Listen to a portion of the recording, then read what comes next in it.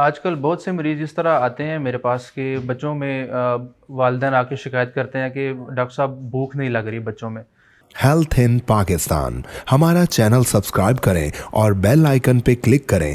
तो इसकी बहुत ज़्यादा पीछे वजूहात हैं जिसकी वजह से बच्चों में भूख का ना लगना जो है ना वो एक बड़ी वजह बन चुका है।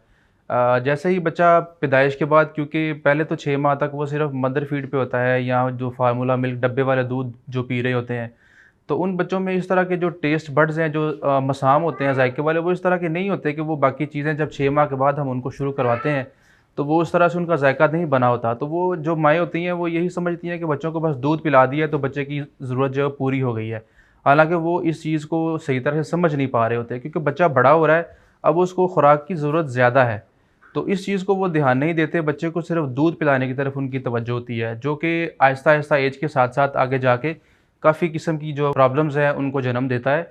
जिनमें से बच्चों में भूख का ना लगना, बच्चे बाहर से चीज़ें खाने पे लग जाते हैं, दुकान की चीज़ें, स्लांटीज़ वगैरह, बिस्किट, इन चीज़ों पे लग जाते हैं, जो कि उनकी भूख के लिए उनकी बॉडी नीड जो जिस्म की ज़रूरत है, जो कि एक ज़रूरी न्यूट्रिएंट्स है, वो पूरे नहीं हो रहे होते, जो कि बेहतर जो है वो खुराक के साथ होते हैं। तो इसको देखने की बहुत ज़रूरत है, ताकि बच्चों में 6 माह के बाद जब आपने अच्छी खुराक देनी है जिसमें सीरियल्स वगैरह होते हैं, गोश्त होता है, रोटी है, शोरबा वगैरह है, ये बच्चों में एक बहुत ही ज़रूरी चीज़ है, जो कि बाद में आगे जाके जो इस चीज़ की तरफ तवज्जो नहीं देते, बच्चों में कद का ना बढ़ना, वज़न का ना बढ़ना, ये भी एक बहुत बड़ी वजह है इस चीज़ के लिए।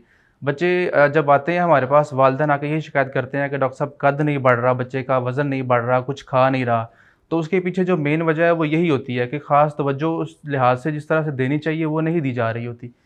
तो मेरा पैगाम यही है कि इस चीज़ को ख़ास तौर पे देखा जाए, घरों में जो करने वाला काम है वो किया जाए, बजाय इसके कि बच्चे सिर्फ़ दूध पे लगे रहें और उनका वज़न बेहतर तरीके से ना बढ़े। जो इम्यूनिटी है, जो क़ुव्वत मुदाफ़त पैदा होनी होती है ठोस ग़िज़ाएँ लेने से, जो कि एक तंदुरुस्त ग़िज़ा लेने से वो पैदा होती है, वो नहीं हो पा रही होती। तो अगर क़ुव्वत मुदाफ़त कम होगी, बच्चों में बार-बार बीमार होने वाला जो इश्यू है वो आपको रहेगा। बुखार हो रहा है, जिस्म में दर्दें हो रही हैं, जोड़ों में दर्द हो रही है, आजकल इस तरह के बहुत से बच्चे हमारे पास आ रहे हैं। तो इस चीज़ की तरफ ख़ास तवज्जो देने की ज़रूरत है वालिदैन को, कि उनको अच्छी खुराक दें, उनको अच्छा साफ़-सुथरा पानी पिलाएँ, जो कि पेट के प्रॉब्लम्स हैं उनकी वजह से जन्म देते हैं, बच्चों में दस्त लग जाते हैं, उल्टियाँ आ जाती हैं। तो वो इस चीज़ को देखने का जो है ना वो बहुत ज़रूरत है। और मेरा नाम डॉक्टर फैज़ है। मैं रियाज़ मंसूर ट्रस्ट हॉस्पिटल में एज़ ए चाइल्ड स्पेशलिस्ट काम करता हूँ और शाम 5 से 8 बजे तक यहाँ पे मैं बैठता हूँ। और यहाँ पे आप आएँ हमारे पास, हमने अल्हम्दुलिल्लाह एक बड़ी अच्छी फ़ैसिलिटीज़ जो है ना वो लोगों को दे रहे हैं।